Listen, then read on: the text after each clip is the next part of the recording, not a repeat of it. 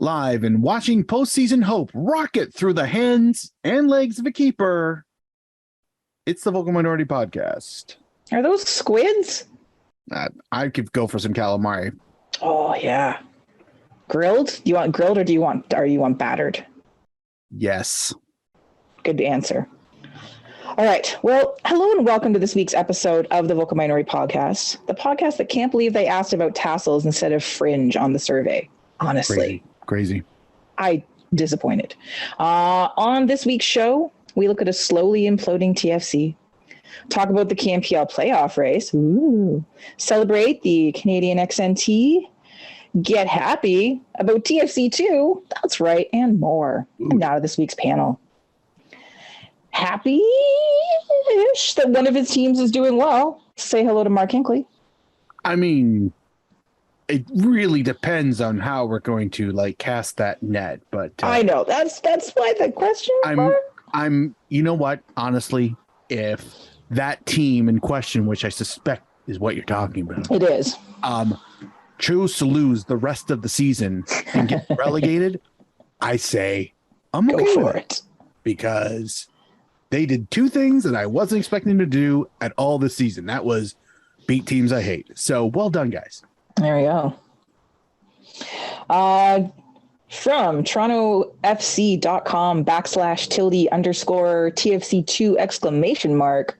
Please join us in welcoming our very special guest panelist who's not been with us for far too long.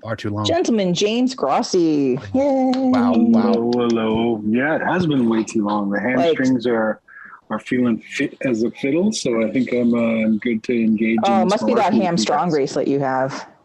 I have two of them, one for each one. Oh, see, wise, very wise.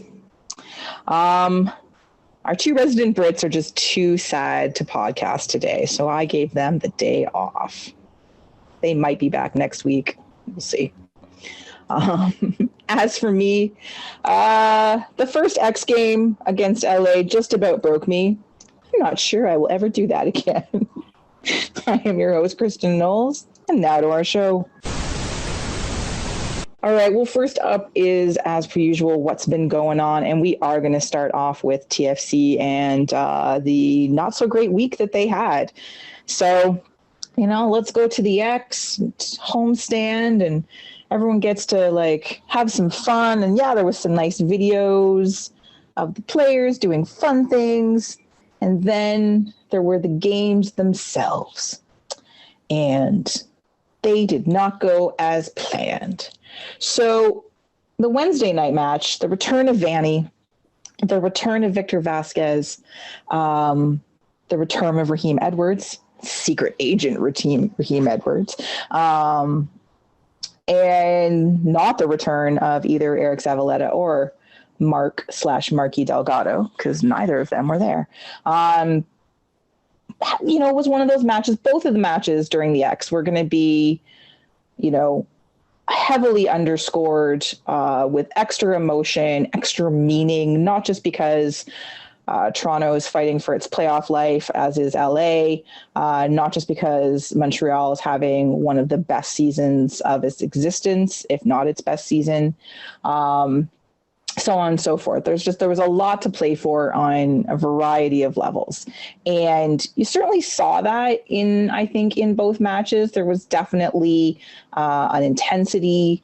There was, you could tell most of the time, at least from some players, that they were very much, head in the game, and this meant a lot. And certainly that always results in scrappiness and people trying to waste time. Chicharito. Sorry, it's something in my throat. But yeah, I'll be fine. Okay. Someone will help me up. It'll be okay. But we'll talk about the LA match first. I do have a question, though, and I want to get this one out of the way before we actually talk about the match itself. So I was at the match, and,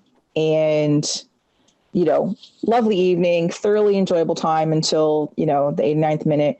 But I was surprised again, I'm not highly offended. I'm not like, oh my God, this is like the worst thing the team has ever done. How dare they? But I admit, for a team that loves ceremony and loves a video presentation and an all for one video moment and all of these things, and like, you know, like we don't have a ton of great history to capitalize on, right? So the fact that they didn't even have like a tiny video or even just a little welcome back Greg Vanney, like anything at all, did surprise me. Again, I'm not like angry about it. I was fully expecting it. I was expecting them to do something just because that's what the club normally does. They do things like that. You know, shout out to Vanney for coming to the South End to clap the supporters after the match and to give them a chance to celebrate him. That was lovely. He was the only one that didn't. You know, we didn't see Vasquez, we didn't see anybody else, but he did. That was great.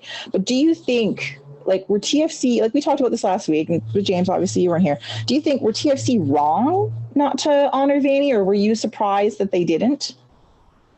I think we were all sort of expecting something, you know, what form that was going to take, how they accomplished sort of tiptoeing the line of like respecting where the current team is right at the moment. Because I think that's what made it a difficult decision. You know, if this game comes in May, you know, and we're not talking about the playoffs and we're not talking about must-win games, I think it's a little bit easier to step outside the four corners of that 90 minutes and be like, hey, let's have a special little thing.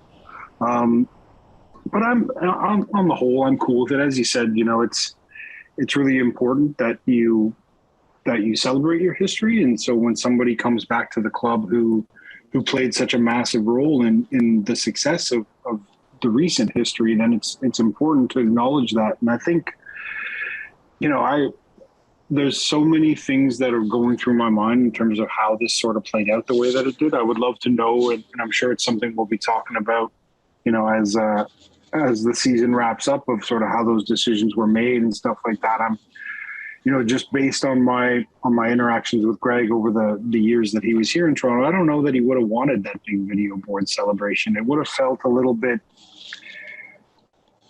you know, almost inappropriate, given the fact that these were two teams that were very much fighting for their lives at this current time, you know. And so, you know, I'm sure that the day will come where he's in town as a civilian, you know, maybe when he's coaching the U.S. men's national team or something like that, and he's here scouting somebody, that there'll be a better time to put some focus on him and not on two teams that are fighting over a really valuable 3 points. It's a tricky one, you know. You sort of want to recognize that history and you want to recognize what he does, but at the same time, I kind of feel like not making a big deal of it, and Greg having his moment with the supporters. And, you know, the Galaxy trained up at the BMO training ground the day before, so they got a chance to say hello to a lot of the people that had been important. And I know, you know, behind the scenes at the match, there were a lot of people there, you know, saying hello to Greg and his staff and everybody there. And just to correct the record, Zavaleta was indeed in town. He just wasn't in the. Oh, was he in town? Oh, okay. I didn't see anything on his socials. No, I didn't go searching that deeply, so I may not have just looked on the right day. That's fair. I feel like there could have been not like an elaborate 3-minute video tribute to some of his favorite music or anything like that. Like it could have just been, you know, it could have been something as simple as when they're, you know, announcing the starting lineup, like, just because they always do it kind of like that. Yeah, like that's sort of. I think that's like, even, you know, when I thought they just like slide in, just like a little. Right. It doesn't to me, what would have been perfectly enough and acceptable would have been as he's running down, you know, number so blah blah blah summer blah blah blah blah, and coach for Los Angeles Galaxy.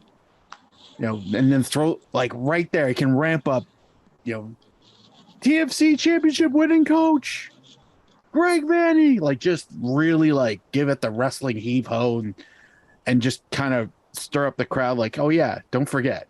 And that's it.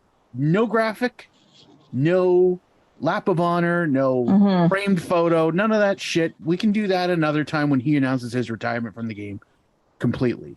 That's a good time for it. But just a little something. It didn't have to be a thing. Like it didn't. And the fact that Vanny, took his time and shook the hands of everyone in the academy and went over to the supporters and like there clearly was an appetite to show some love. And it wasn't Toronto FC who tried to do anything about it. They were, if anything, they barely facilitated in the sense that they had a game. They had a game and they just so happened to be at home and this could happen. So I don't know. I feel like James is right. There will be a better opportunity, but there could have been just, I don't know, like I said, even if it was just the announcer saying that would be enough of a club acknowledging the fact that he's back and he's here and hey, we hope you're doing good, that kind of thing. Okay, I was just curious. Yeah, like I said, it's done now, so it doesn't matter. Maybe next year they'll do something. Who knows? Anyway, but the game itself. So again, the game wasn't all terrible. It was very unfortunate the way it ended, in a very what felt like a very TFC-esque manner. To lose lose the 2 points, at the death, that kind of thing. Especially after you had,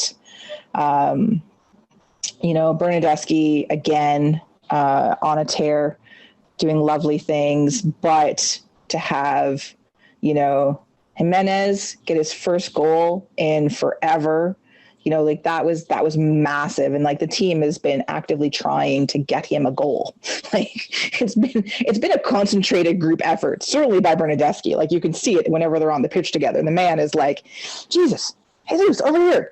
I'm sending you the ball. It's been, which is nice to see. It's nice to see that his teammates are trying to get him back. It's been, God, it had been 2 months.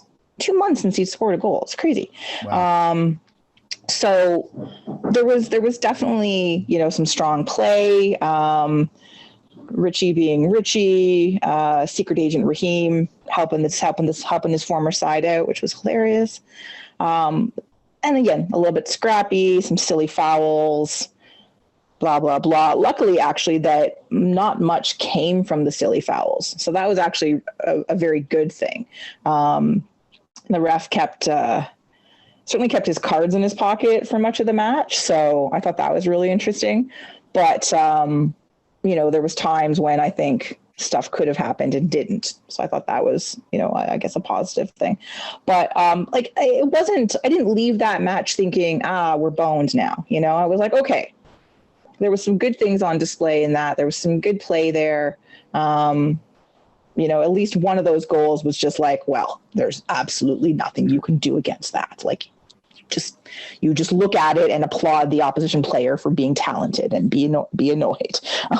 But pretty much, but the match itself, I didn't feel was terrible. Gentlemen, I didn't think that Toronto. I mean, I don't feel like Toronto deserved to lose the game. That's for sure. They held their composure. They looked good. It was a very attacking game that they were playing. It's kind of weird to see that LA scored both of their goals from nowhere near the 18-yard box. In incredible shots that would be difficult for anybody to save. I thought it was a bit unjust. I kind of felt like they deserved the 3 points. But Galaxy doing Galaxy things shouldn't have surprised me as much. Mm-hmm. I thought everybody played well. I hope Chicharito doesn't have to go through the amputation as that man could lose his arm, and thoughts and prayers. But otherwise, aside from that malarkey, yeah, it was unfortunate. I don't think there was a person in that stadium who thought that oh, we're going to blow this, and it would literally take a wonder goal to turn it on its head, and it did. Yep. Yeah, so sucks. But they look good. I'll take that. Just the next day, we were back up at the training ground 24 or 48 hours after the match because they had the Montreal game coming up. Bob was telling us that he was giving us his view on sort of what happened there in the box with Michael and Chicharito and Richie. And Bob said that he doesn't know that he'd ever seen a player holding another guy up to prevent him from diving in the box to try and win his side of red card. So Michael had his sort of arms under the armpits of Chicharito, not letting him go down for an extended period there. And that's kind of what led to that humorous situation that's sort of done the rounds here. So I thought that was some good insight from the coach, a little bit of behind the scenes knowledge. Nice. I'll take that. Oh, yeah, I appreciate that. I think if I look at the big picture for TFC, and that's always where I sort of go, is that, Bob's been talking about what it takes to become a good team and all the sort of hard work that you have to put in behind the scenes. And, the trend over this last couple of months is we're seeing TFC head in a good direction, but there are still those moments where we see lapses, and this game was an example of that where, you're doing well through the first half hour or so. You give up a dicey free kick. I think we were all glad that Victor Vasquez didn't end up taking it because that would have stung a little bit too much. But, Douglas Costa does his thing, puts the Galaxy in front. And one of the things that you have to do to become a good team is respond well to going behind. And, that's something we saw TFC do. Jesus, scores his goal. Everyone's happy for that. Bernardeschi capitalizes on Secret Agent Raheem's penalty kick to put TFC ahead. And, another thing that good teams do is they know how to close out games. And, I've lost count of the number of times that Toronto has fallen asleep a little bit from a throw in on a play that doesn't look dangerous at all. And once more that comes back to sort of sting them. And so, the number of things that you could say are a microcosm of TFC season. And that's something we'll talk about a bit more when we dive into this Montreal game. But that was just another element of, and this was something Bob talked about after that Montreal game, was that to be a good team, sometimes there are moments where you need to take that next step forward. And TFC's sort of been in a holding pattern in that regard. And they haven't found that way to lead from first minute to last, to be in control of games and to make sure that they're limiting the opposition's chances. And that when you have a lead, you see out a game. And, it was a wonder strike by Ricky Puig, or however it is that we're saying it, or Pooch, I believe it is. But, as a team, when you're up 2-1 at home on a big night like that, when your playoff lives are at stake, you need to see that out. And so that was just another moment where the team was at that precipice of taking that next step and they weren't able to. Yes, and yes. So, yeah, we'll get into it a little more deeply in a minute. So let's talk about the Montreal match. Although I will say, sorry, I get why people like the X to a degree. But oh my God, it's trying to get out of there Wednesday night. Like, seriously, I'm still traumatized. I genuinely wasn't sure where you were going to go with this until you said the X. I'm like, oh, okay. Yep. Go on.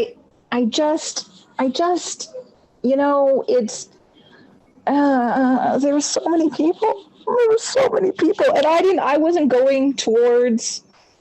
heading to Liberty Village. I'm not that stupid. There was no fucking way I was going anywhere near the tunnel or the GO track. No. On a regular day, on a regular match, I try to avoid that stuff because nightmare. So I was headed straight out for the Prince's Gates up Strawn, catch my bus, which was also a mistake because I forgot about the bus has to still go through Liberty Village. But so many people. My trip home was absolutely pleasant. What time did you leave the stadium? The extra half hour or 45 minutes of sticking behind for post-match stuff does make that a little bit easier to deal with. Probably made it much easier to deal with. And then I made the executive decision of taking the GO train because I live out near Danforth GO. Oh, and well, so then I just hopped on the GO train. Yes, got home in a reasonable hour, so I mean, you probably got home before I did. I bet you got home before I did. It's entirely possible. Yeah. Anyway, it just, holy crap, that traumatized me. And I forget that there are reasons why I try to avoid the X Games, especially the ones that are at night, because everyone's leaving at the same time. Anyway, it doesn't matter. So Montreal. So this was the big match out of the two, even though probably the one against LA was honestly the more important, because you had a comparable opponent.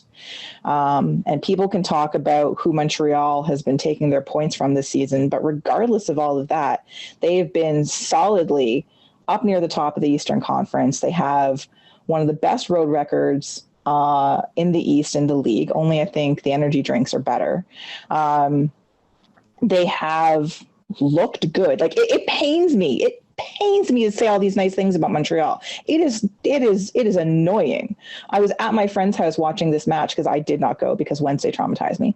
And they were laughing at me because I kept having to say nice things about Montreal because they're annoyingly likable.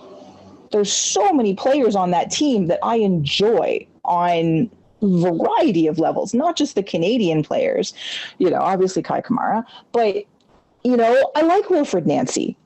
I'm happy for him. This is I don't know, this is COVID universe, darkest timeline, but yeah. So no, it's the growth of the game in the country. Yeah, whatever. I hate that stupid growth. Anyway. I was hoping you were going to say growth in Kristin's personal development. That's what I thought he was going to say too. Kristin, you're finally growing. Also, I hate which also would be accurate. We're so proud of you. You've come so far. Thank you. It was bound to happen. Let's not go that far. I'm saying I can't grow. Is that what you're saying, James? No. Just because you're not here for me to throw a carrot at you. I'm just waiting for you to make that next step. You're right at the precipice. It's just that next step. Which is what? Don't say it. I feel this just went dark. And yeah, I really did. I'm like, let's turn back to just general football darkness. Yes. Yeah. So, anyways, but this is always a massive game. This is our biggest rival. We have such a storied history with them.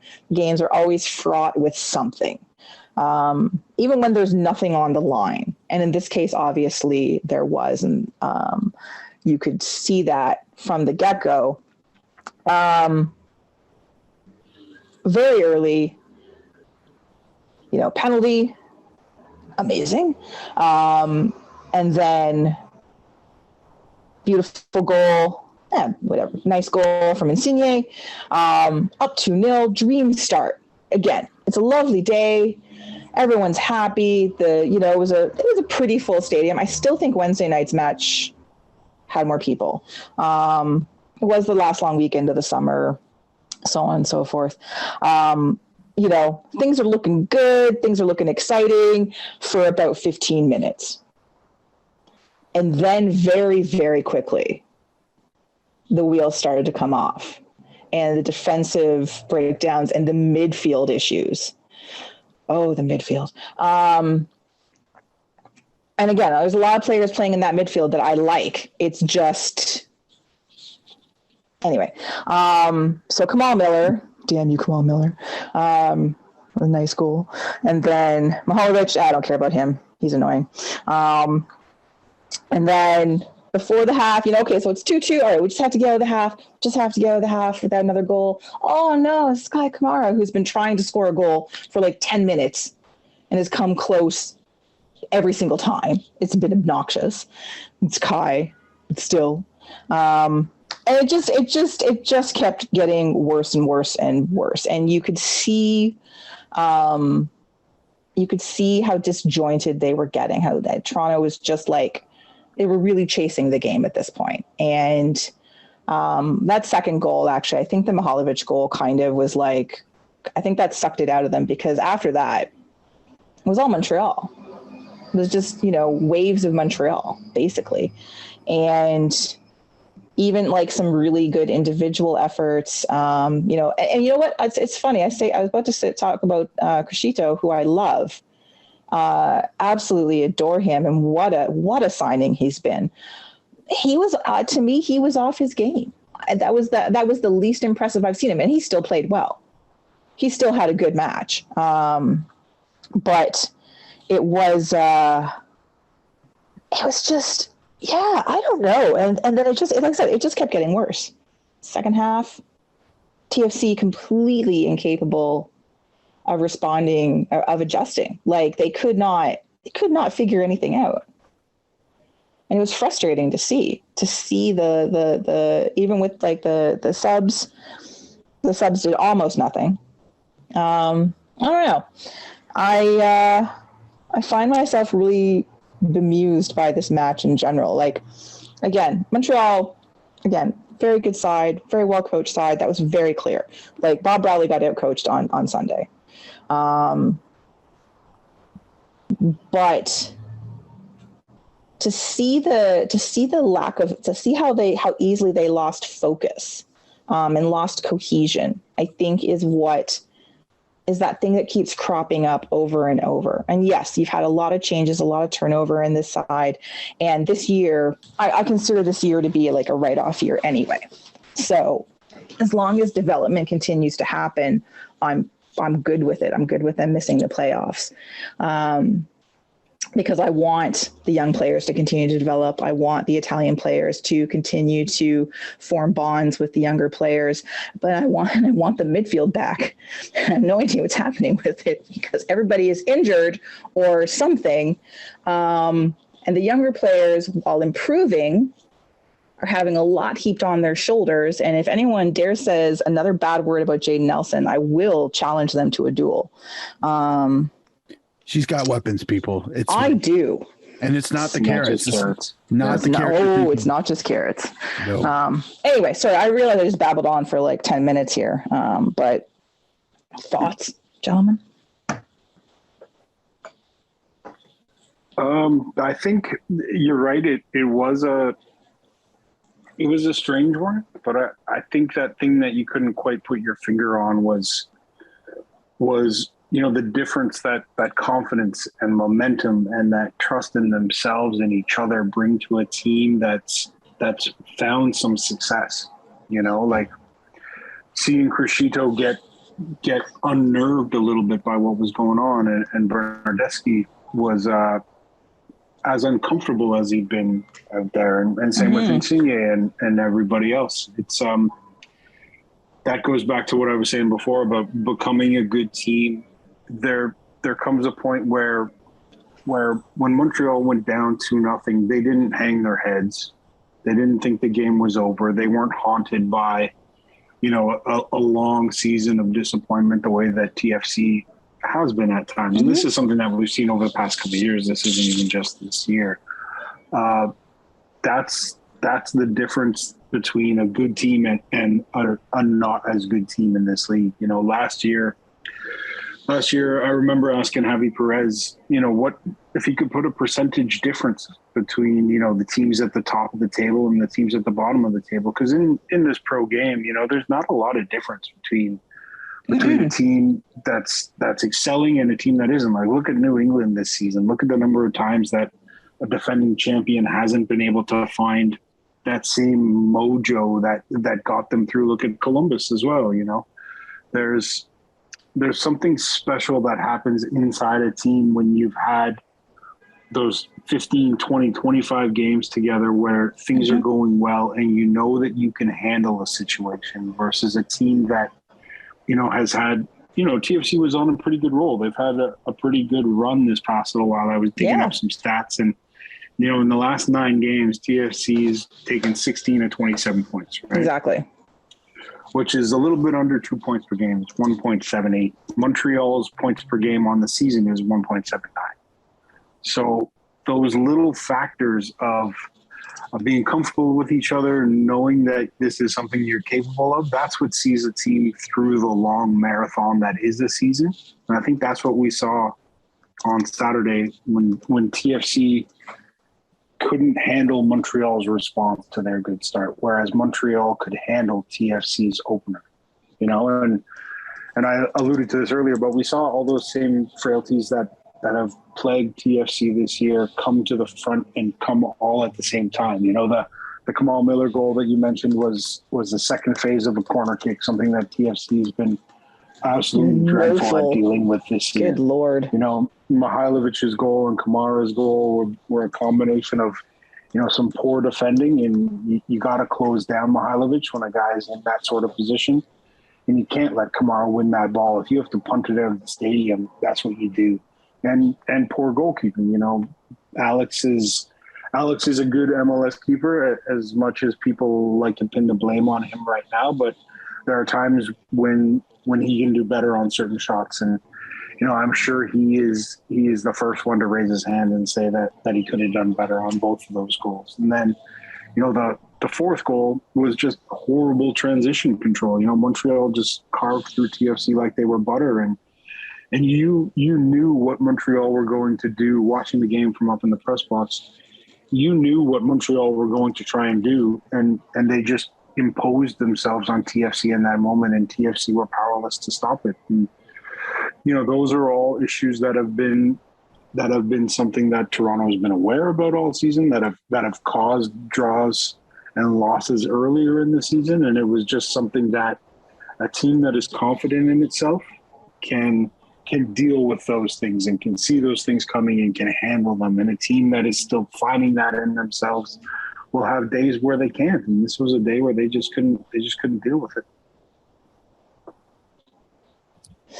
That's super. I don't know if I'm going to do better than that. I think it's because they don't like to play on weekends. No, I did. There was a big split in the locker room over whether ketchup mustard or mustard ketchup ice cream or mustard ice cream was better. So that was obviously a fact. Well, whoever's choosing for those things, yeah, you know what? Long hard look in the mirror. You got an off season. Think about what you've done, choices you've made, the positions you've held. What the hell's wrong with you? No, the one thing that you kind of touched on is that whole, good teams know how to, they know themselves. They know how to kind of fight back adversity, knowing how to deal with that. I don't think, Toronto hasn't had enough momentum to know what that looks like. And that lack of momentum, it feels like half of the team has a fight in them, but not everybody has the fight. And it varies from game to game sometimes. It seems like the, Insigne and Bernadeschi and some of the forwards have fight in them all the time, no matter what the scoreline is. But, you need more than 3 or 4 guys to make something happen, especially when you're down by 2, when you're down by 1, when you're down by 3. It's tough to basically, if you can't convince everybody to, get on my back, I'll carry this, then there's no push. There's no concerted effort going forward to kind of regroup, focus, get back to your basics, get back to what you know, and play your game your way. And it's not quite a head dropping. It's not like they're, when it was 4-2, I didn't see heads drop. At the beginning of the season, I feel like we've seen heads drop after 1-0. So this is kind of it's good. And I can see why they have hope, but hope is not enough. There has to be that, not an attitude adjustment, but that belief, that buy-in of each other, from the new signings all the way to the kids, all the way to that murky middle. There has to be a buy-in and that self-belief. So I don't know if there's enough of a runway left for them to take off because the season's running short now. But I still kind of believe. So that's where I am. I think they're probably done. But again, it's MLS. Literally anything can happen. They are not mathematically, and not even like infinitesimally mathematically not out of it. They are, there's still an opportunity here. I think, but the one thing, and we can talk about it now, or we can talk about it when we're looking ahead to the match against Atlanta this weekend, where they've caught a bit of a nice break, but then they got completely destroyed on their own. We won't talk about those guys. Let's talk about the midfield. Let's talk about the absence of Jonathan Osorio and Mark-Anthony Kaye and what that has meant, because that's been a big loss. And again, I'm a massive fan of Jaden Nelson. I've been delighted to see Noble Okello get some minutes now that he's worked his way back from injury. That kid has such a future. Nobody that tall should have feet that soft. Now you're into feet? You're fucking shut up. James, you heard her, right? You heard her. I didn't edit this out. It's happened. Why do I walk into these things? Because it was feet, Kristin. Jeez. So many things make sense. I'm going to go back and listen to some of the old episodes. I feel like please don't. No, don't. Involving feet. Okay. No, stop it. All right, go on with your podiatrist ways. Anyway, I am delighted to see, minutes being given, and I'm delighted to see play improve. Jaden Nelson's progression through the season, to me has been lovely. He's one of my favorite players, but anyone who's listened to this podcast for the last couple of years knows that. Pete. But Osorio not being there, and Mark-Anthony Kaye. I was very excited for Mark-Anthony Kaye to come to Toronto. Thought it was great that he was going to get to play under Bob Bradley again, where he's played arguably his best football. And whatever, to come home, blah, blah, blah, that sort of thing. Always lovely.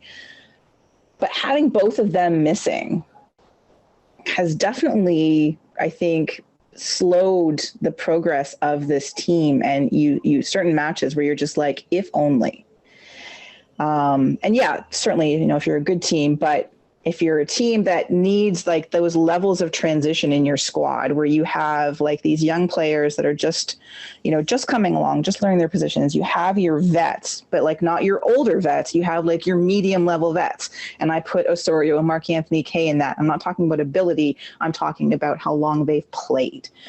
So, your younger vets, and then you've got your superstars / older vets, right? And those are like your three levels on a well-balanced team as far as I'm concerned, because you always want to have all those transitions. You want to have young players that are going to become young vets. You want your young vets to turn into like the older savvy vets with your superstars. And sometimes those are all the same person, and that's true. But I think really missing that attacking transition play through the midfield, a little savvier, a little more knowledge, a little more willing to take shots. Nelson still, he's getting better. He's actually like, trying now, that sort of thing, but it's not the same. The finesse isn't there yet. Still some rough edges. And there's still, James, if you have any knowledge that you're allowed to share with us about Osorio, Mark-Anthony Kaye's finally making his way back to the side. But it might be too late. But we'll see. On the weekend, he's definitely going to end up playing, I would imagine. But yeah, I think that has been goalkeeping woes and defensive whatevers aside. I think the midfield issue has been something that I've actually been talking about for most of the season. So I think it's really been apparent this last month or so. Well, yeah, I think, the only 45 minutes that we've seen Michael Bradley, Jonathan Osorio, Mark-Anthony Kaye, and the Italians on the pitch were the 45 minutes in the first half against Charlotte.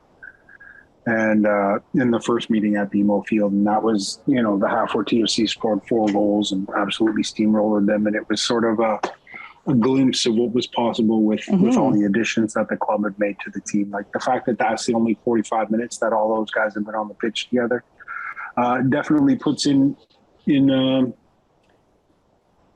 makes you wonder what would have been possible if they had used that game as a launching point in the way that they meant to, and actually been able to build on that with a consistent 11. But I mean, it goes a lot deeper than that in terms of the whole season. Like those two guys are just a sample of some of the things that the team's been missing over the course of the year.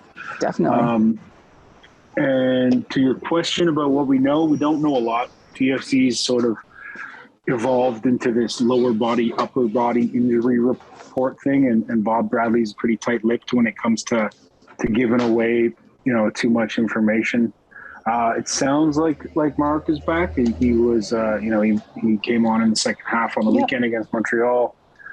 He spoke today at training. Usually that means that a guy's available to play, although Mark spoke about, 10 days ago as well and wasn't available. So, throw that rule of trade out the window, I suppose.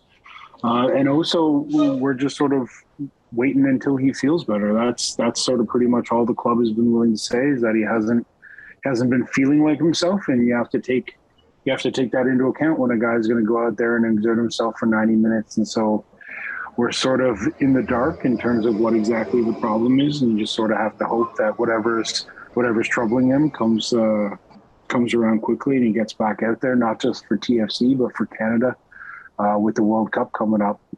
I think something I've been thinking about a lot with the kids, and I try to avoid it, but so much of my insight into this game comes from the days of covering Greg Vanney that, he used to talk about. He was very high on a lot of the prospects that the club had, but, he was not great when it came to giving guys minutes. The 2 or 3 years there where TFC were really flying, we kept hearing about these guys and they never got chances. Liam Fraser. It was very frustrating. I'm still angry about it.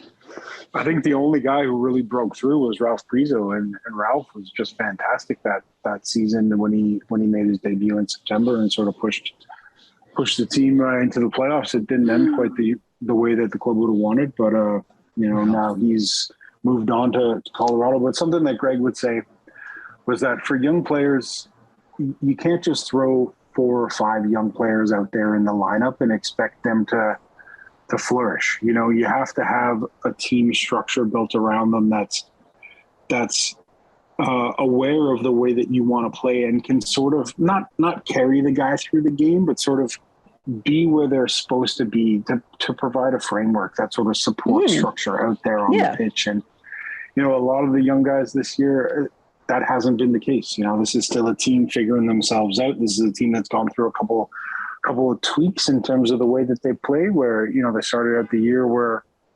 Pozuelo was supposed to be a 2-way player, and they tried to make that work, and then they decided that couldn't work, and then everything was going to go through Pozuelo. And then, so when you're trying to find your identity as a club and trying to work, all of that was done with an eye to Insigne arriving in the middle of the summer and maybe another addition or two, which we ended up seeing. So if you don't have a solid, it's not just a solid idea, but a solid framework around which those players can make their little mistakes and still be protected by the structure of the whole, then it's sort of risky. Not risky in like this is going to end anybody's career or anything like that, but risky in the sense that you're not really giving them the support that'll allow them to take those big steps that you sort of have to take and to feel comfortable doing. Jaden's had to sort of, tiptoe without a net in a lot of ways here, where he's been thrust into a really important minutes for a club that had high ambitions. And, we're all impressed by all the things that he can do. There are times when you want to see a bit more end product for it that, early in the season, and as you said, it's something that has gotten a lot better recently. He had that knack for sort of beating a guy and then waiting so he could beat the guy again. Yeah. And that's not what you want at this level. He was always looking for that pass, and you're like, no, you're there. Don't pass it. Yeah. Just do something with it. Yeah. What you want in this level is to create the advantage and then exploit it. Exactly. You have to be quick when it comes to making those decisions and getting the guy off balance and getting in position to put the cross, you have to put that cross in right away because the other team's going to recover quickly.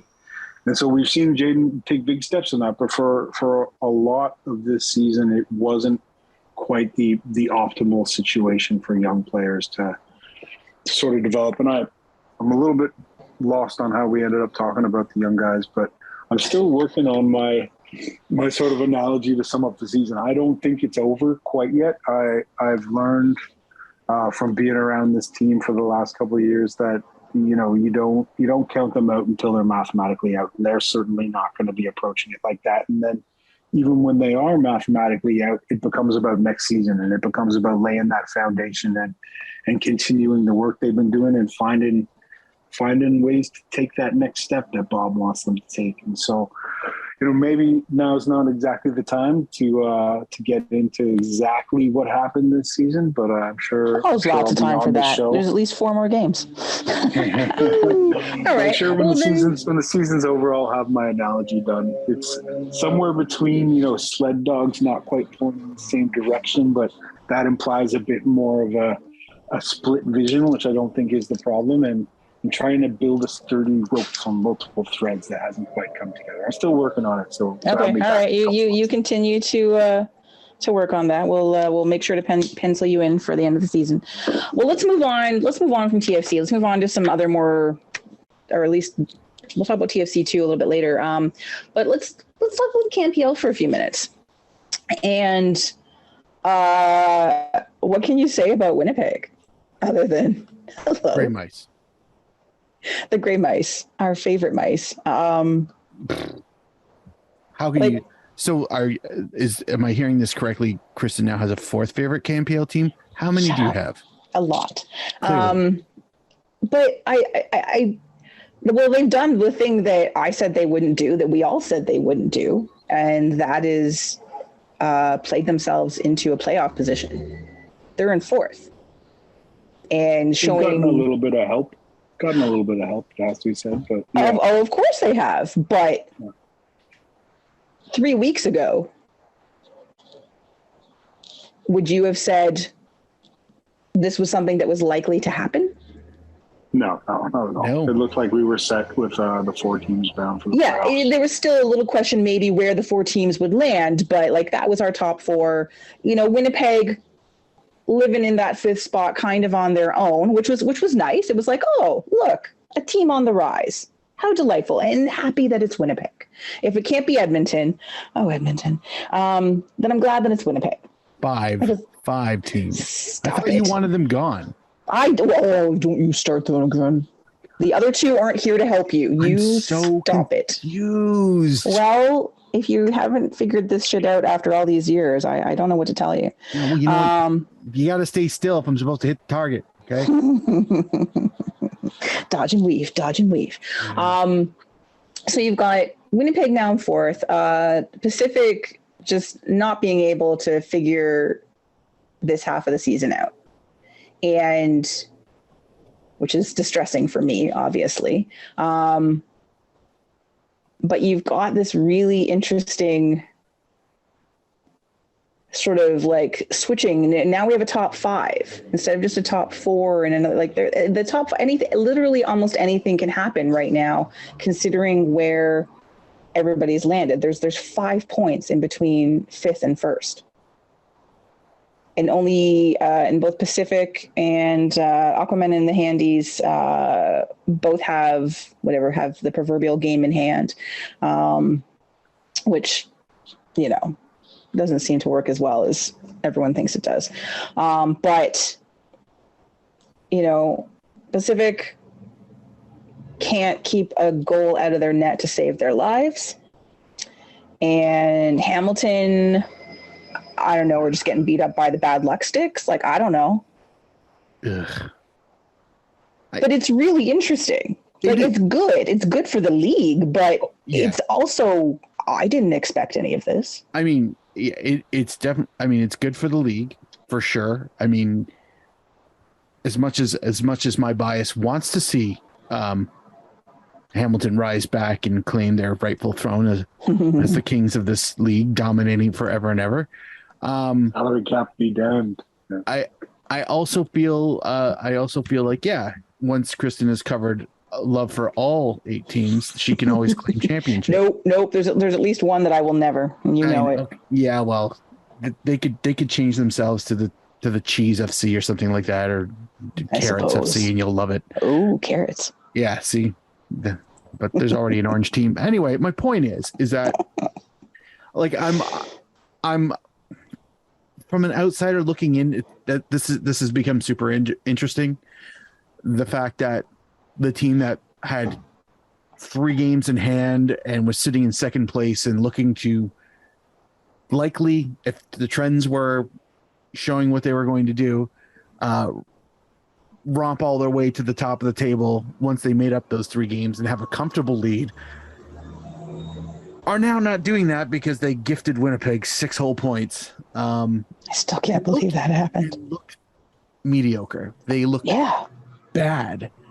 And whatever. Like, it's trying to put my bias aside. I'm in that sense, it's good because, like you said, a 5th entrant has entered the race for the 4 spots, which now makes it interesting because there is now that 9-point sizable gap between 5th and 6th. So it's pretty much, here we are. It's not impossible that they'll close it, but they're not going to close it.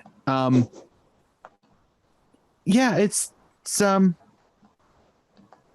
makes for good, like, definitely makes for good following along from a distance.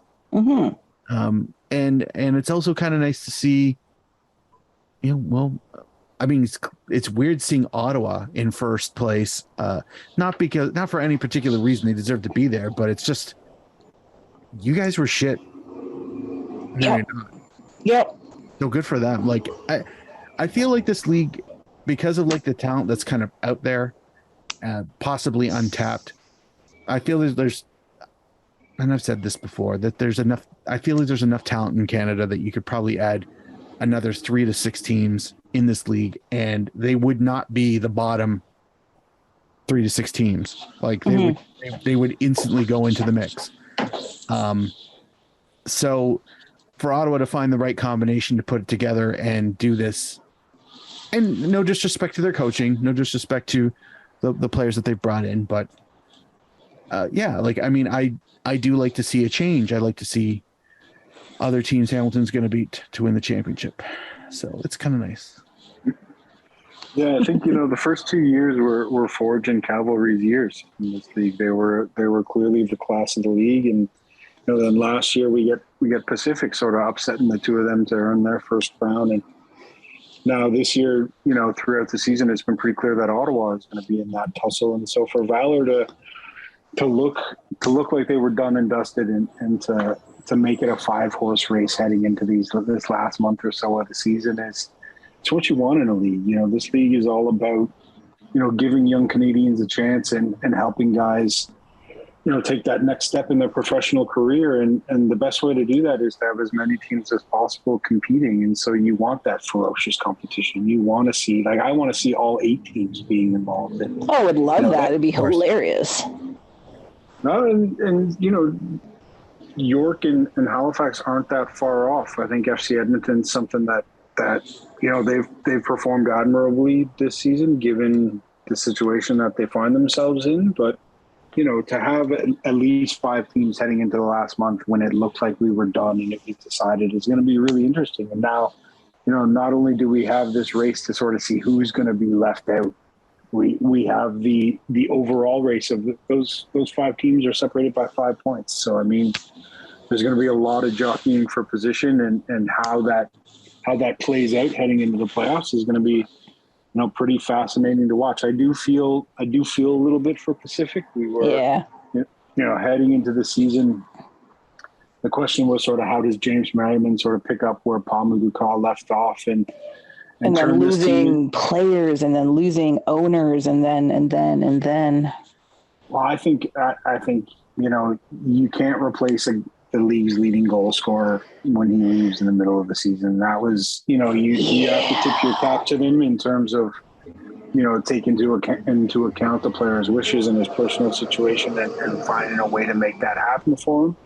But losing your top goal scorer in the middle of a season while you're going into CONCACAF League, and, say what you will about CONCACAF and the level of competition and all that sort of stuff. I thought Pacific played well in both their so did series, I thought they acquitted themselves quite nicely.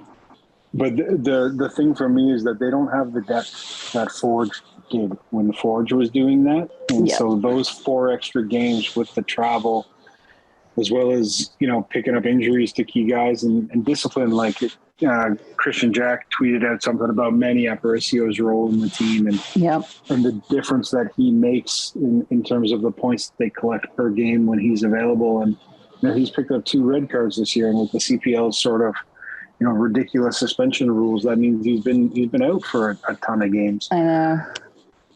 And so when you're a team that isn't quite as prepared for international competition to the way that Forge were when they took part in it, you get those 4 extra games in your schedule. It's kind of expected that you're gonna struggle a little bit through that. But I don't think any of us want to see them not make the playoffs. But at the same time, that's sort of the way things go. Is the teams that rise at the right times are the ones that end up being there, and so. It's going to be a fascinating month to close the season. I hope that most of our listeners pay attention to CanPL. And we don't always give them as much time on the show as maybe we should. But I do hope that you are, at least watching a team, if not watching, multiple matches when you can, because there's some really fun football being played, and it really is, and especially when you've got this kind of race down the stretch. Like, it's gonna be pretty wild. Agreed. It's genuine. If anybody is listening to this and is just a neutral or hasn't paid any mind, you are doing yourself a disservice. And I mean that not as a Forge supporter, but like. Mm-hmm. What I find funny is when York United fly, they fly really good, but they don't fly that often. Like, so and they're in 6th. So even a team that isn't doing well has flashes of absolute brilliance. Yep. And that's the 6th place team. There are other teams. So pick one, get in this. That's why Kristin likes over half the league. Well, they're so many of them are so likable. Over half the league. I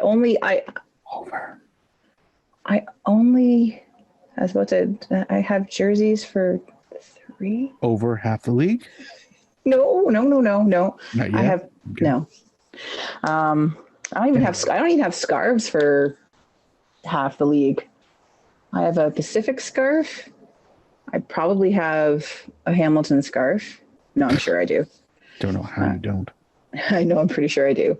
Hell, I have a Hamilton kit. Thank you, Duncan. I have a Halifax kit. I have like 2 kits from Pacific, 3 kits from Pacific. Anyway, but I have hardly any scarves. So if anybody has spare scarves from their clubs that they want to send my way, please let me know. But anyway, yes, we'll talk a little bit more about CanPL later on the show. But let's talk, I'm going to say briefly again, laugh to myself. Let's try to talk briefly about the women's national team, the XNT, and their recent trip to the land of Oz.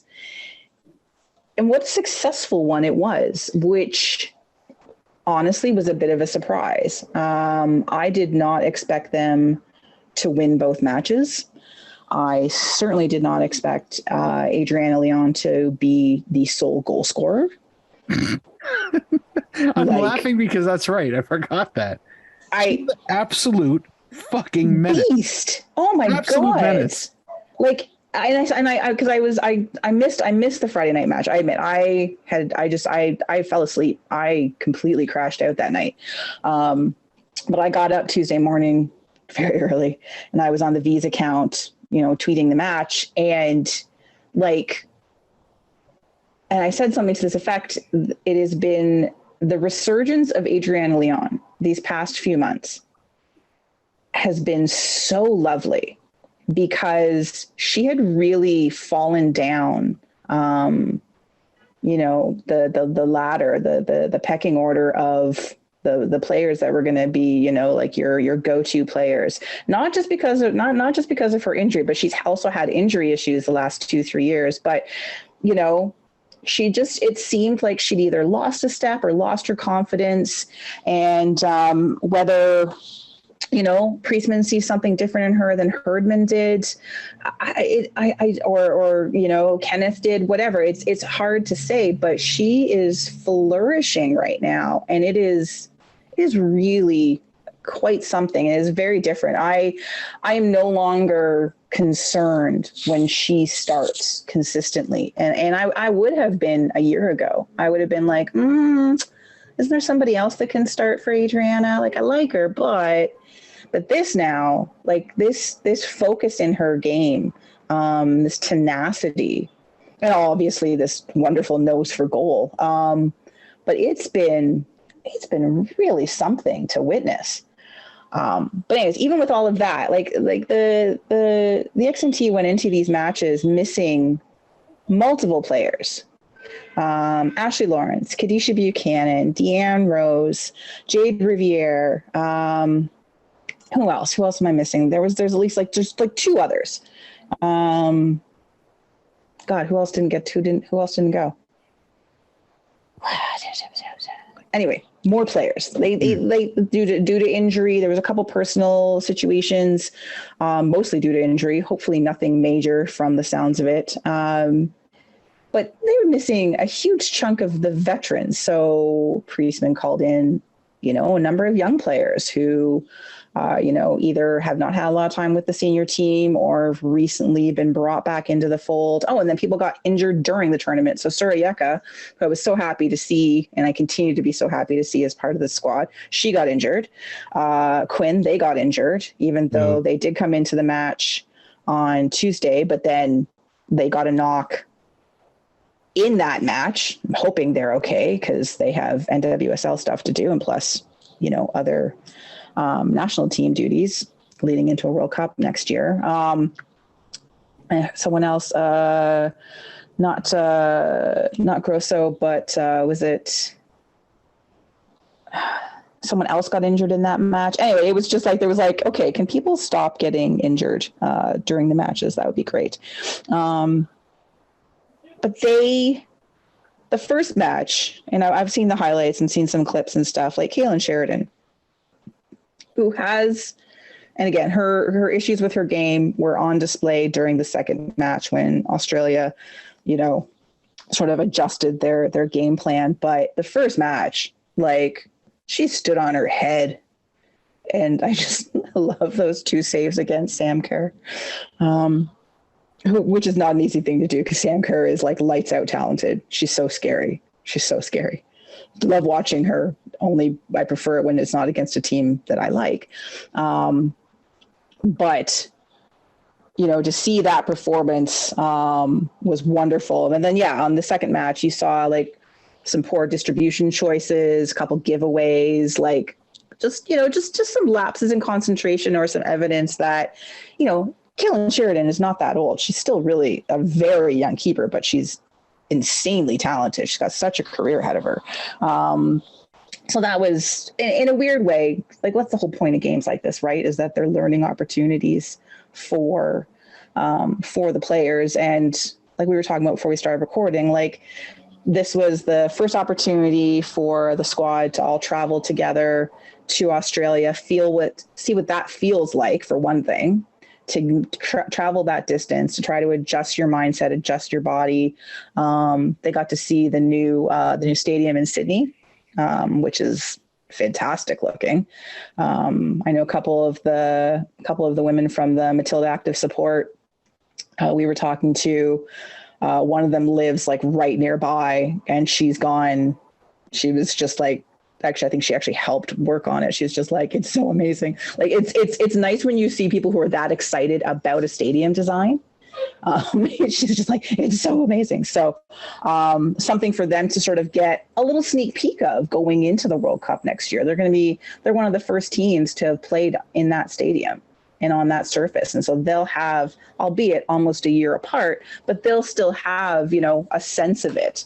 So all of those things are great. But for them to come out with both wins, like I'm really, really impressed by this, considering all the struggles they had going into these matches. Agreed. They I feel like they definitely exceeded my expectations in the second game. I did not get to catch either game because sleep.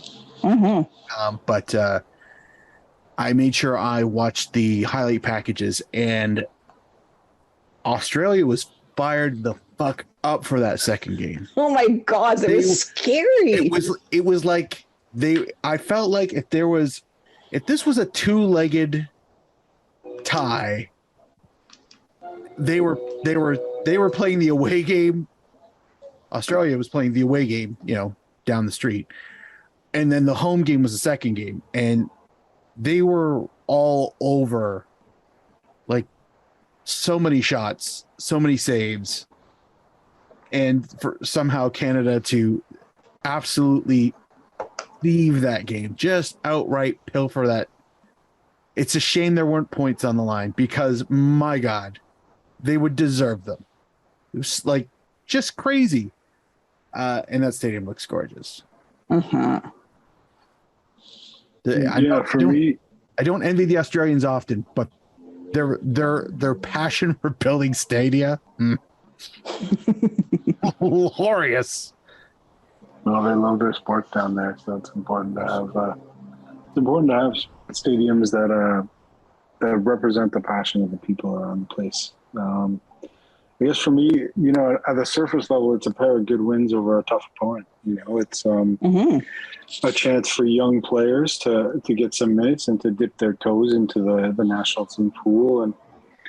And the experience you mentioned of going to Australia ahead of the World Cup, sort of experiencing, that travel and the circumstances, and maybe not exactly the emotional fanfare that'll be there at the World Cup, but just to get your feet on the ground and to deal with the time difference and all that sort of stuff will help the next time that you do it. So all that stuff, on a surface level is good and it's important. And, for me, since Bev Priestman took over, the question has always been for this team where it finds itself right now. And I think it's fair to say that, the success that they had at the Olympics was a little bit unexpected. You don't sort of step into the head coaching role and expect to win the first major tournament that you get into.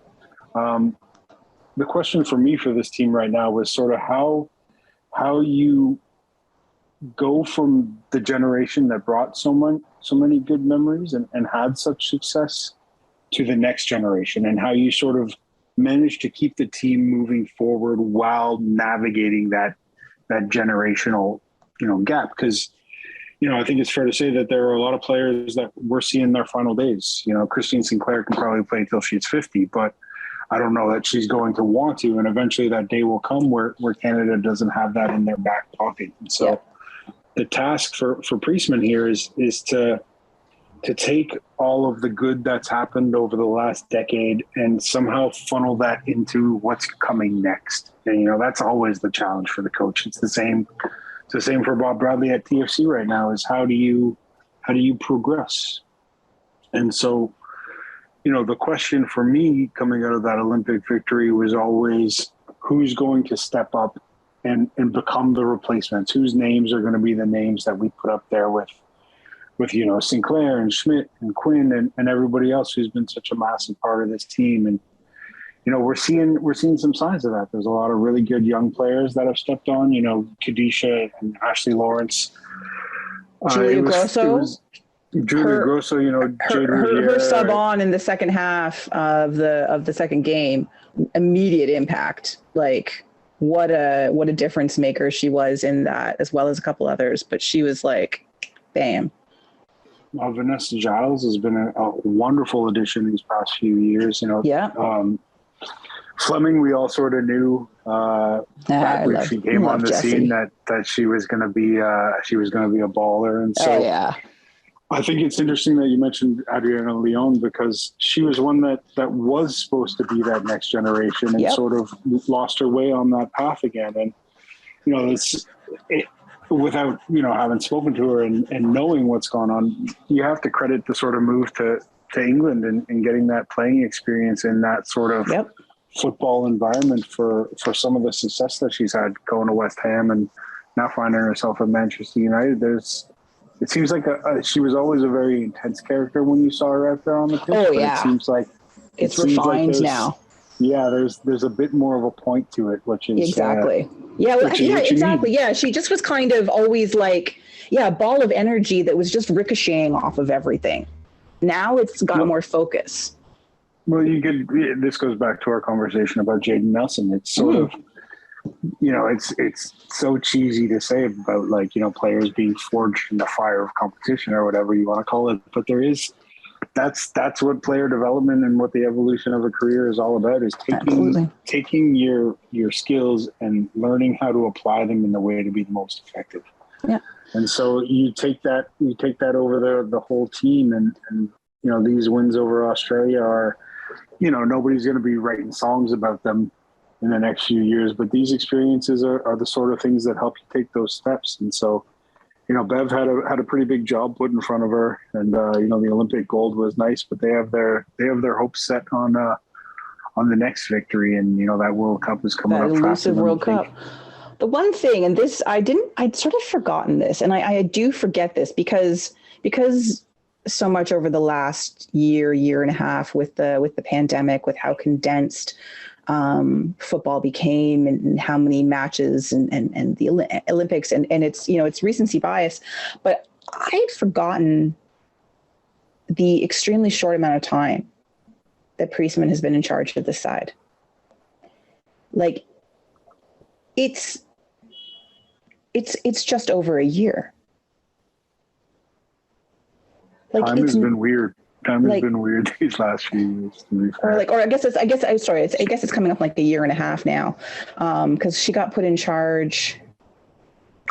Or maybe it's coming up on 2 years finally. But anyway, still like less than 2 years, right? Like she took over in the fall of 2020, I believe. But I saw, or I heard on one of the matches when they were in Australia, that the number of matches that she has been in charge for the Canadian side, it's like 30 matches. 30. It feels like so much more. But then you realize the bulk of those matches were the Olympics. Because in the fall before that, they didn't play very much in 2020. And they did a little bit. They had like that small tournament. They had a few matches in the spring of 2021 before the Olympics. And then they haven't played that much since. There's the quote unquote gold medal tour. But I was sort of like going through everything in my head, and I was like, that can't be right. Or can it? And we talk about what Herdman has done with the men's team. And obviously, she coached under Herdman. She's had a long-standing relationship with him, but she was also coaching in England.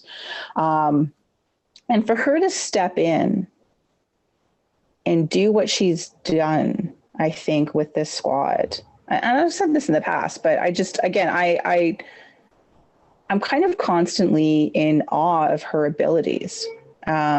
And she's a young coach too, right? Like, there's a lot of good young coaches in football, which is great. You need that, right? Like, you want to have, just as much as you want the next generation of players, you want that next generation of coaches. She's in her mid-30s. And, but to see her inclusion of young players, her bringing back players that have been out of the fold for a while, like, the people are always going to question coaches and who they bring and who they don't bring and stuff like that. But I do think that for the most part, I've rarely disagreed with her decisions in terms of what she's done, especially as she's been trying to evaluate players, because she really hasn't had that long with them. And I keep forgetting that. So I think it's something that's worth mentioning as they go into these critical, 8-9 months before the World Cup next year, which, as we all know, is the missing thing in the XNT's trophy case. They go to the Olympics, they astound, they punch above their weight, or they just dominate. They play pretty well against top opponents around the world, except for maybe the Americans and so on and so forth, but still one of the top teams in the world. And they go to the World Cup and they fall to pieces every time. So hopefully this time they do not fall to pieces. That would be nice. I agree. All right, everybody stretch. Let's talk about what we're talking about. There's a couple things here. I'm gonna switch the order really briefly because we're not going to really talk about the USOC final too much, especially if Sacramento had won. We would spend a lot more time on this because it would have been awesome that they won, not just because Danny Dicchio's, with them, but because Sacramento's been hard done by, and we like them. And they're that team that always just sort of seems to keep having like all these good things happen, and then people keep pulling their rug out from underneath them, and it's really annoying. Also, I'm not a big Orlando fan, so fuck them. I know. Don't tell Will. Hi, Will. Sorry. Hi, Will. Please still talk to me. The spying scandal, though, hilarious. It's too funny. I love it. I love that it was such a thing that Sacramento Republic has filed a complaint with the USSF that an Orlando City staffer was spying on their training session ahead of the final. And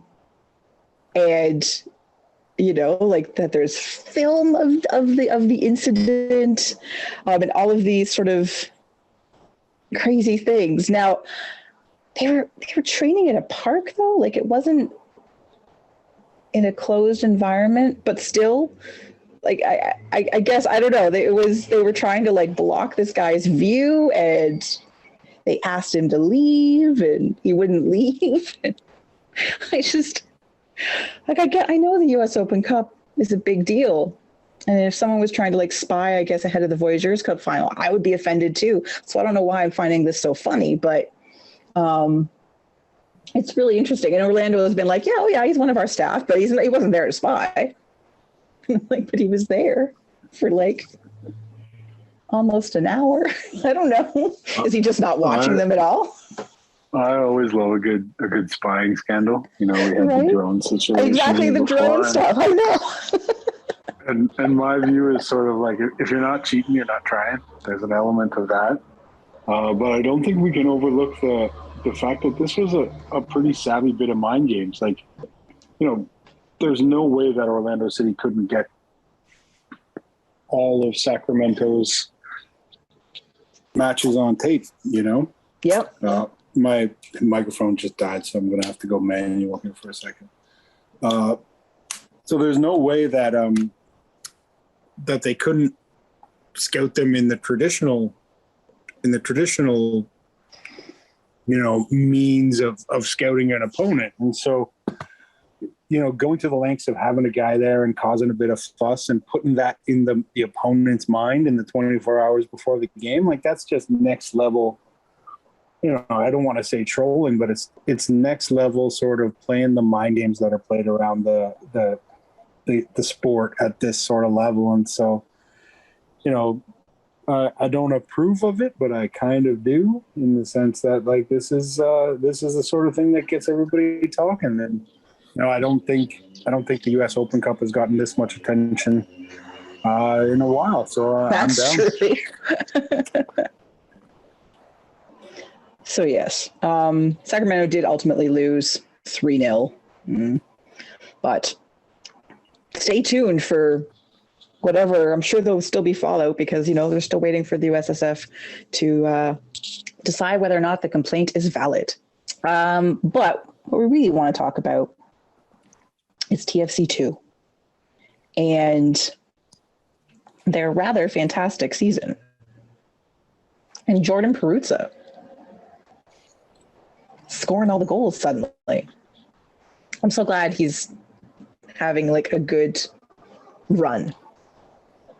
He needs it. But James, other than we love you dearly and we miss you and we love having you on, this has kind of been your beat this season. Like you've obviously been covering the senior team, but you've definitely been right in with TFC II. So are they gonna tell us what you're watching with them? What do you think is like been the difference for them this year? Because it's been a while since we've had a consistent Baby Reds team. Yeah, I mean, I don't really know where to start, and I think that's probably a good thing, The basic situation heading into this weekend, which is, the second to last weekend for the league, is that, they can clinch a playoff spot with a win over Rochester, and that'll be the first time ever that TFC II has reached the postseason in whatever league they're in. They have a game in hand and a 2-point lead, and there's a couple of different permutations that they might be able to clinch with a draw. But if you look back at the year, it was a bit of a slow start, and then they sort of caught fire midway through the season. It was actually a pretty heavy defeat to Chicago, 6-2 at home. That sort of began that, and it sort of something switched in the guys' minds. And I think if I had to sum up the team in succinctly, it would be that they're a group that has an awful lot of resilience in them. One of the things that's been marvelous about them this year is that when the other team scores, that almost excites them. That maybe excite's not the right word, but that lights a fire in them. And the number of times that they've responded quickly, like you can just take their performance against Miami on the weekend. They're up 1-0 early. They sort of faded out of the game a little bit and had a couple of chances to bury Miami and ended up wasting those. And Miami scores an equalizer in like the 70th minute or something like that. And that just woke them up. Before you know it, TFC's back ahead, and they add 2 more as the game rounds out for a 4-1 win. And 4-1 was, it's probably not a fair description of the game, but it kind of was, in the sense that Toronto had the majority of the chances, and they earned that victory. And Johnny Chimini, in his first year as the head coach, has really found a way to engage all the guys. Now, it's always tricky when you're with a young team like this. Like, getting those minutes is so important, and there are a lot of members on the squad that maybe haven't gotten as many minutes as you want. But he's found some way to the way that he talks about it is there are starters and there are finishers, and so there are guys who are in the starting lineup, and just because you're not in there doesn't mean that you don't have a role. And I think Rashawn Walks is a really good example of that, in the sense that he's not a guy who's gotten a ton of starts. I'm just looking at the stat sheet right now. He's played 326 minutes over 14 appearances. That's not a lot of starts. Yep. But the man has 5 goals in those 326 minutes. And so he's a guy that comes on and gives everything he has. And the goal that he scored on the weekend, if I'm remembering correctly, was just such a wonderful individual effort. And so it's a team that's made up of guys like that.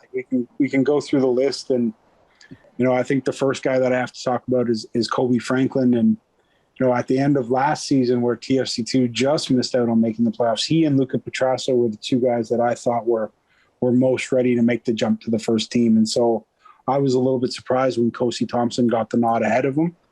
Kosi's a couple years older. He's a little bit more physically mature, and that might have been something that they were thinking about, because Kobe's 17 or 18 and he's still pretty slight.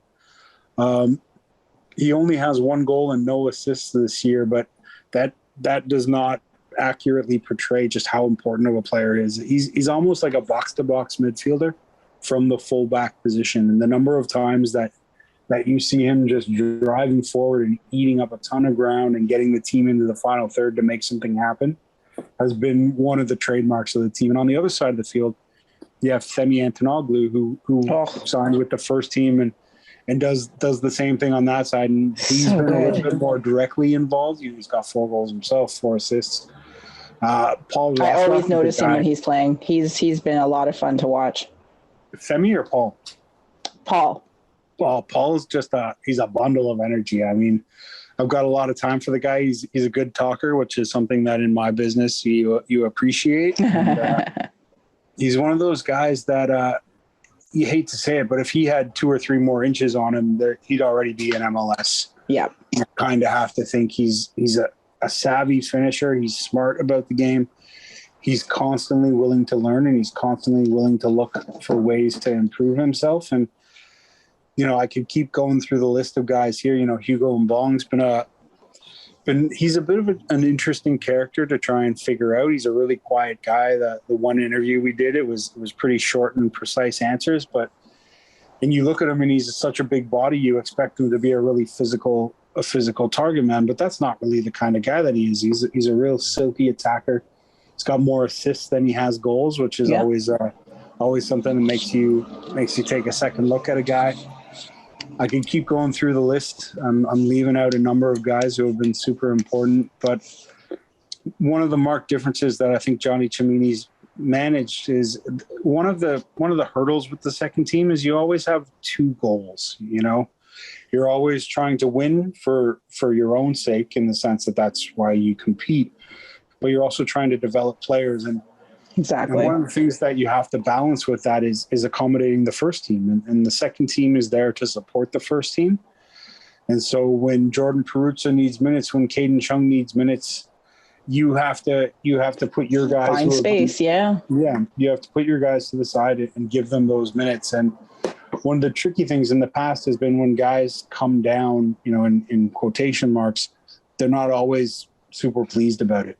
But the attitude that we've seen from Perruzza, from Caden Chung, from Ralph Prizo when they were down there was just fantastic. And, I could rattle off the rest of the names on the roster, but I'll just say that, they got a big game on Saturday. They got a couple of games next week to round out the season, and it looks like they're playoff bound. So it's going to be something to keep an eye on. It's so exciting. I'm truly just delighted for them. And to have, not just because it's nice to have something, positive to talk about in TFC land. It's not that there's no positives at all, but we've been watching a version of this team for so long.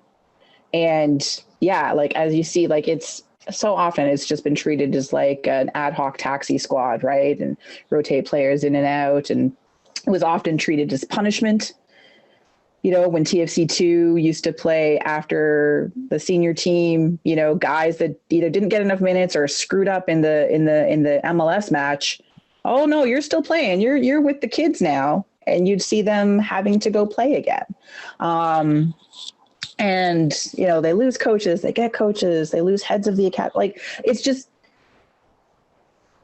I'm hopeful, as I always am when there's youth development within this club, that this is not a flash in the pan in terms of the focus, in terms of, building that sense of camaraderie and cohesion as much as you can when you are a team that, still is developing players for the senior team and is rehabbing senior team players, that sort of thing, but that still has its own identity and still has the better kids to this day. But anyway, it's lovely, and I'm super excited for them. And you can watch their games. Their games are available. James, how can they watch their games? Every game is live streamed at MLS Next Pro at their website, and it's a little tricky to navigate at times, but poke around a bit, you'll find it. The club, the TFC II Twitter account also tweets out the links, so you can go from there. And the TFC II Twitter account is pretty good about tweeting their matches as well, throughout the match. So yeah, Andy's come on board and he's done a pretty good job of live tweeting the games. He brings a good energy to the team. I think he's in charge of the photography as well. So nice. It's something to keep an eye on. Now we turn our attention to what's coming up this week. And we've already talked about what TFC II are coming up against, and that's Rochester on is that Saturday, James? Saturday or Sunday? I sort of live life one day at a time. Let me just double check. I'm pretty sure it's Saturday, but I'm going to pull this up just so I don't lead people astray. It is Sunday. Sunday at 3 p.m. The game was originally scheduled for 5, but it's been moved forward to 3 p.m. at York Lions Stadium. There we go. Okay. That's against good. It's against Jamie Vardy FC. Yes. Oh my goodness, that's correct. Yes. Yeah. Bench player for Leicester at the moment.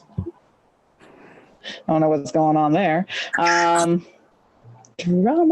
in the EPL. Anyway, so watch that if you get a chance, because they're like, what else are you doing Sunday afternoon? Come on. Because EPL is going to be canceled this weekend, guys. You need to find other things to do. You'll figure it out. Yeah, Japanese League's going to be on. Exactly. Hello. So the two big matches in CanPL, and again, there's 4 every weekend because again only 8 teams. But you've got the Wanderers hosting the Grey Mice, and the Atleti hosting the Aquaman. And it's whether or not Winnipeg can keep winning and hang on to their spot.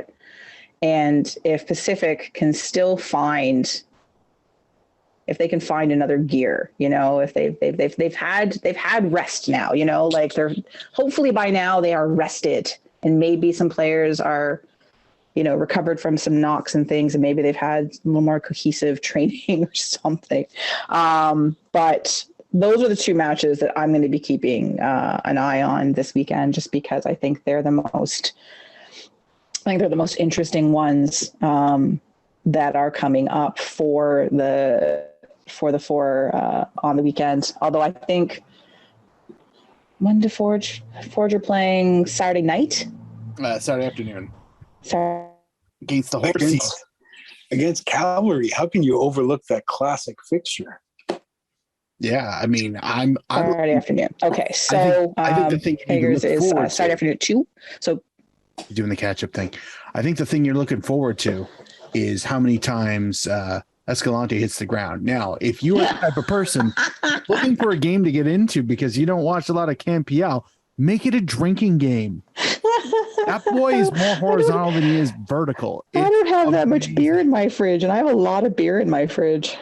It's I think if there was a gambling house that was willing to put a line as to how many times he would hit the turf, I would wander over there and place a cheeky dollar just because I could.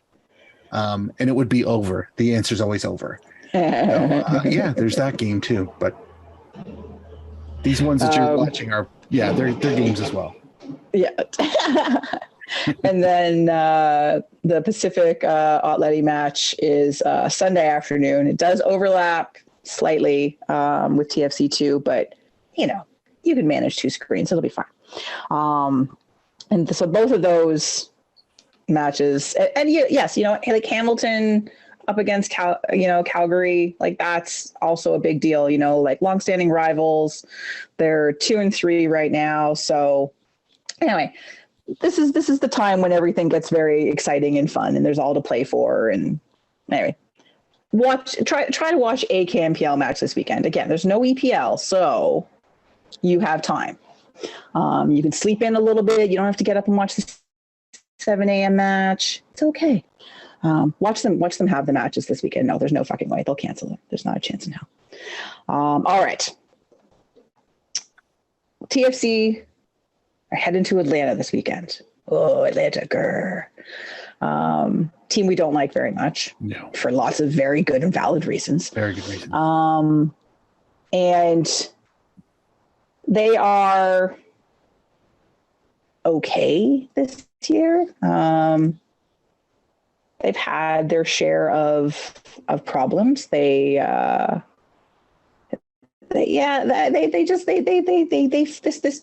team, they're almost Miami-esque in the way they flounder as an organization. Am I wrong? Not do you know far, what I mean? no. Like it's close. It's close. It's Miami without the success that one time. Yeah. Or with the success that one time. Yeah. So we knew what we meant. Yeah, they're just below. They're just below Toronto in the standings, and they're basically the same team. You know, they let in more goals than they score, but it's still like it's a very close goal differential. They're both shit on the road, not bad at home. There's a lot of similarities in terms of what their ultimate, stats are right now in the league. Toronto still feels like the less chaotic team of the two, because Toronto, for its issues, does, I believe, and I'll pretty much always believe this, have like a point and a plan, even when it doesn't go right. Atlanta always feels very reactionary and like they're just reeling from thing to thing. And the thing they're reeling from right now is Joseph Martinez, who is suspended for the week for conduct unbecoming as a player, as a teammate, or whatever. What did they say in the article? What is it? Anyway, he's in trouble. He's a bad boy. Now, James, you may have heard more of this because you're more tuned into the league scuttlebutt than we are. What's the situation with the taco table? What did he do? Well. Oh, wait, hold on. Flipping over a table full of chicken and rice in the locker room. This is one of the things he's been suspended for. But what else have you heard? Tell us. Go on. No, that's all that I've heard is sort of the long-seated thing is sort of that, he's become so much the face of the franchise that he seems to sort of, be able to speak to the frustrations of the group internally. They had that terrible spell under the Argentine coach whose name I forgot, Gabriel Heinze. Yep. And since then the team has, I think the way that I would put it is that once you've found success, it can be almost harder to replicate it than it was to find it in the first place, if you know what I mean. And so for a team that came into the league and hit the ground running and reached the heights that they did, anything not like that is going to feel like a step backwards. And so, Joseph Martinez is running sort of battle with the front office is I think an embodiment of a team that's going through some growing pains, and you never want to see, chicken and rice wasted. But seriously, that's but sometimes you just got to flip a table over. And so, if that's what Joseph thinks was the right thing to do in that moment to sort of express his frustration and the club's frustration, and who knows, maybe that's a turning point for them and they close the season out with a bunch of wins. Like, sports is funny like that. So, it probably would have been better if he didn't, but for TFC, it's always good when a player of his caliber is not available for a game. So, and I think that's probably all I'd say about it. But, that desire to win and that fiery competitiveness that made him one of the most dangerous strikers in the league is also the thing that causes you to flip chicken and rice from a table. Okay. So, no Joseph Martinez, who has, again, long been a thorn in TFC's side because, again, he is very talented. And he does tend to, have an influence on any game which he's played. And then obviously they do better when he's not there. So normally this would just be like general cause for celebration, if not for the fact that TFC is about to be missing a whole bunch of players. So a note came out today. James, were you at training today? No, I wasn't there physically, but I listened to the audio, and I'm up to date on all of the going on. Yes. So Lorenzo Insigne has a family issue, so he is staying home. Crescito, I forget that they are very good friends, or apparently they're very good friends, has also stayed behind to support his friend and their family. And then there was talk that Bernadeschi was also might not travel. I don't think, let me just. Please. I don't think any of that had any bearing per se on who would be traveling to Atlanta or not. I think the remarks were in regards to Insigne and Crescito were not at training today. Okay, because the way it was presented was that they were not going to Atlanta. Oh, okay. Maybe I need to read more closely. But Bob was asked specifically, are any of those players going to be available for you on the weekend? And he wouldn't say no, that they would not be available. Okay. So, today's Thursday. The team travels tomorrow. There's a bit of time to see how things work out. Okay. Right now, we're sort of in that gray area of they were not at training today. And what that means going forward, we're sort of a little bit in the dark. Bernadeschi was apparently doing some stuff inside, which, given the amount of work that he's been... no kidding. Yeah, maybe just therapy. Yeah. Yeah, having a guy miss out on the on-field stuff so he could have a bit of an extended recovery isn't that unusual. I'm just looking at John Molinaro's Twitter. It says I misread his tweet. I just looked at it right now too. I misread it. I apologize for So disseminating misinformation. Yeah. So what it means for the weekend, we don't really know. Now, would it be understandable that a family situation is longer trumps than everything? Of course it does. Yeah. Yes. So we'll see. We'll see what happens. It would be a pretty big blow to the team, given how important all three of those players have been. But I sort of wait for things to be fact before I worry about them too much. Fair.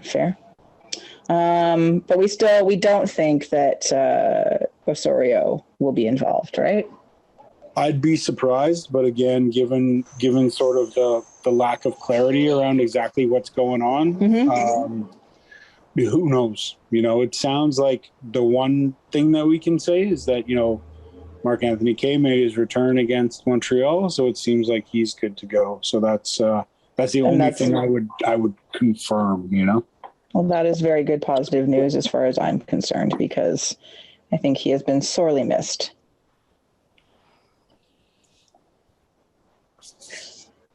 All right, so they're going to Atlanta.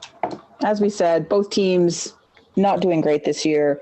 Neither team mathematically eliminated from the playoffs as of yet. And Atlanta missing Joseph Martinez. Toronto, not sure who they may or may not be missing, except for probably Jonathan Osorio.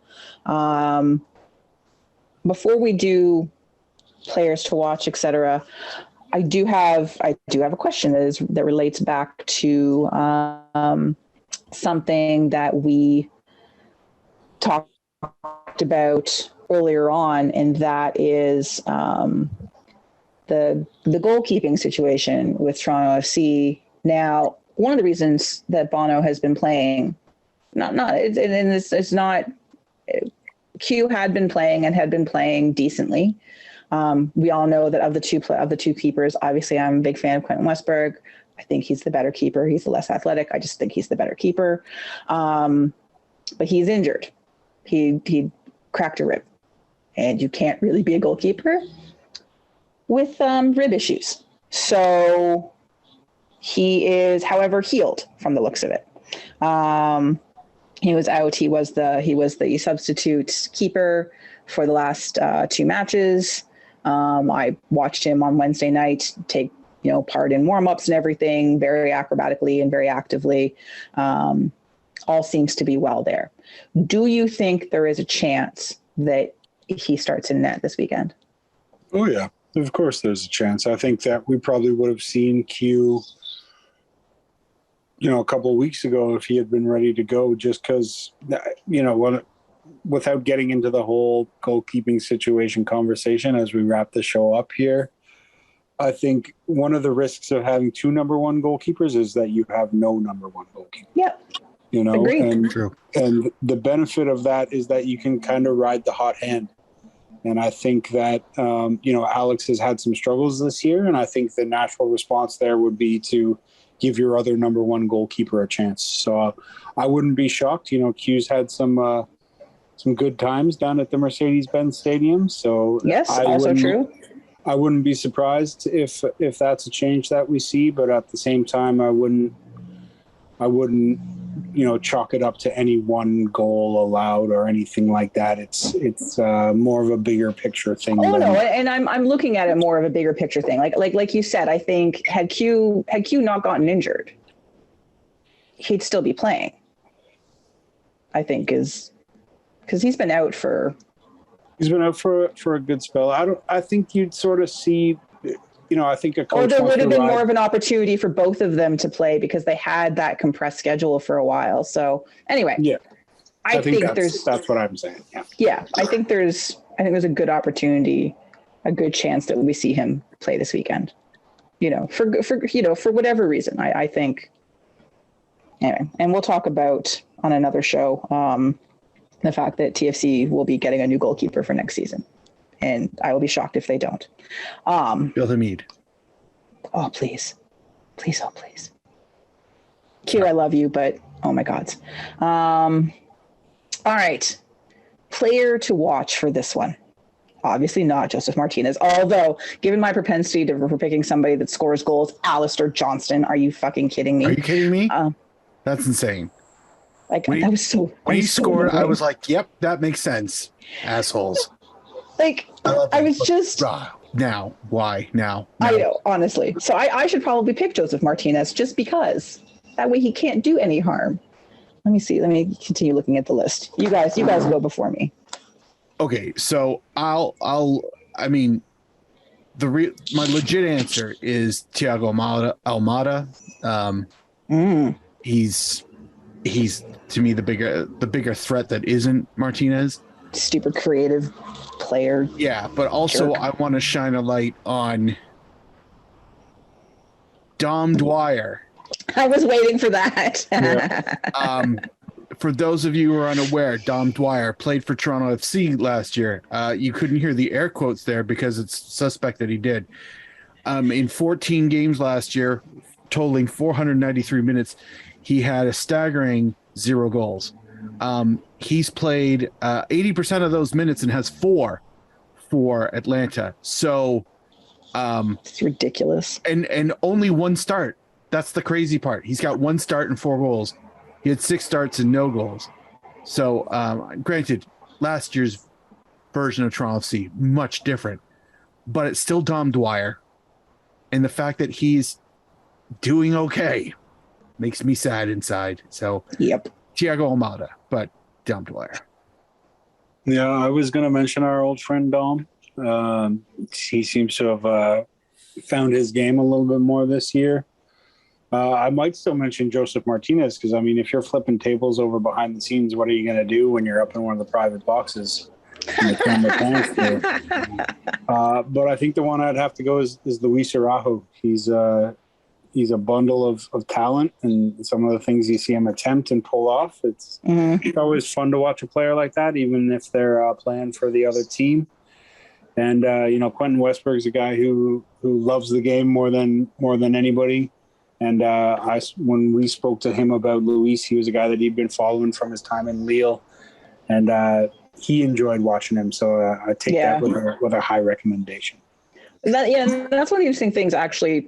Sorry, just to flip back to Westberg, is he's such a student of the game and of players from everywhere. Like, the man's knowledge is quite immense. Yeah, just a funny aside to that. One time I made the mistake of phrasing a question to Q a little bit awkwardly, and I began it with something like, I know you're a goalkeeper, but what's sort of going on with the team's lack of goal scoring right now? And he made me repeat it. And he has a very holistic view of the game. So he didn't appreciate that I was keeping a goalkeeper out of the team's goal scoring wolves, because he thought that he had a role to play in it as well. And so, yeah, he's very much a guy who loves his football and who has a pretty expansive view of the game. So, yep. I love goalkeepers' brains. Do you know what I mean? Like, they're just very interesting. They're a different breed, and it's great. Well, partly because his name makes me think that he's a frat boy, Brooks Lennon, a well-off frat boy, but he's a really solid defender, fullback who really does get involved in the game a lot. And considering a lot of Toronto's transition defense has been a little sus, he's someone that I definitely think has to be someone that they pay attention to. He's a right fullback, so you should see some interesting interactions on that wing with Richie probably. And that's always a fun thing, except for, well, mostly a fun thing. But yeah, so he's a young guy. But he's played a fair bit for them this season. Sort of worked his way into the starting lineup pretty consistently. Scored a couple. He's got some assists. I know I shouldn't be picking anybody that scores goals or has any assists at all. I should be picking this Ambrose character who's only played twice and has done nothing, but has a great passing percentage. Just to add a little bit to it, if I'm not mistaken, Brooks Lennon picked up an injury when Atlanta came to Toronto earlier in the year because he slipped on the padding at the side of the field. And so this might be a game that he's sort of got circled on his calendar a little bit. Oh, dear God. Oh, okay. Abort. Who else can I pick? Wait, they have a Jay Conway. Hold on. This guy's first name is John. I'm going to laugh. Oh, it's Jackson Conway. From Leeds. He's only played 3 times. He's a puppy. He's like 20 years old. So anyway, but I'll stick with Brooks Lennon just because I've already said it. So when he scores, everybody, I am sorry. Speaking of the score predictions, gentlemen. Man.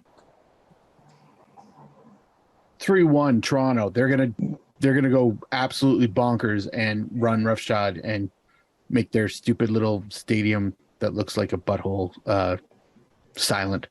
I like it. I like the energy there. I'm just going to go with a 2-1 TFC win, responding to the disappointment of the Montreal defeat and extending the agony of what could have been possible a little bit longer for us. In a similar vein with my esteemed colleague, Mr. Grossi, 2-1 Toronto. I think they are definitely going to be looking to rebound strong after that match, and they do love to go into Atlanta and cause problems. So I think this is definitely a win on the books. All right, look at us ending the show all positive. Isn't that lovely? Because it is, believe it or not, the end of our show. And you could wonder how 3 people can talk so much. But if you've never listened to a show, when it's the 3 of us, we should put warnings. Anyway, I would like to thank Mr. James Grossi for joining us as our guest panelist. It's been a delight, as always, sir. Classing up the joint as usual, sir. Seriously, I know. No wrestling references. No, Yet. Very little innuendo. Yet. He's got time. Not much, but he has time. That's true. No Dinerotica threads this time. Ooh, that was all your fault, Mr. James. Hats. How about your hat sales? Anyway, so that has been our show for this week. Thank you to you 2 for joining me. The other 2, whatever, they can go cry in their tea. I'm not even going to mention them. So, to be found out there on the Twitters at Grossi, Garwsee, Mr. James Grossi. Thank you very much for having me on. It's a pleasure as always, and I look forward to our end of season analysis 8-hour extravaganza. we're gonna live broadcast that one. Not lying. That's not a lie. It's really not. To be found on the tweet machines at KitNerdMark with a K, not a Q, Mr. Mark Hinckley. Thank you to everybody for your continuous support of our podcasts. We absolutely appreciate it. We have shirts. They are on a Zazzle shop that you can find the link on our website. Again, I would like to appeal to anybody who would like to help us get our YouTube channel a little bit more fledgling. Please go head over to YouTube and look for Vocal Minority Podcast. It's the same show that you're hearing, just on YouTube. Nothing out of the ordinary, no video. But if we could get our subscription list up into the 100, that would be lovely. So we can not have a ridiculous string of letters and numbers or whatever the hell it is for our channel, and just be /Vocal Minority Pod or whatever we decide. Thank you. I'll send out a link. Lovely. As for me, you can find me on the internet, yes, the entire internet, at KZ Knowles. I have been your host, Kristin Knowles. And until next week, Canada, get used to it.